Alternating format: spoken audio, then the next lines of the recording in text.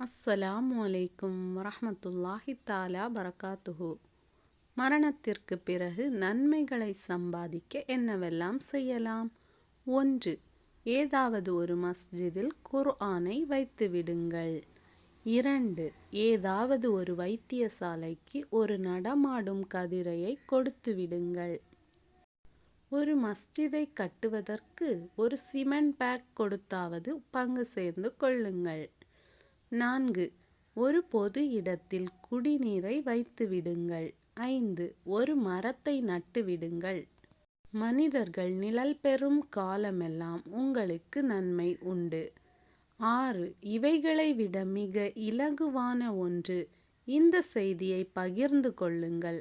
இதை வேறு ஒருவர் அமல் செய்தால் அதன் நன்மையை நீங்கள் அடைந்து கொள்வீர்கள். அஸ்ஸலாமு அலைக்கும் வரஹ்மத்துல்லாஹி தஆலா பரகாத்துஹு.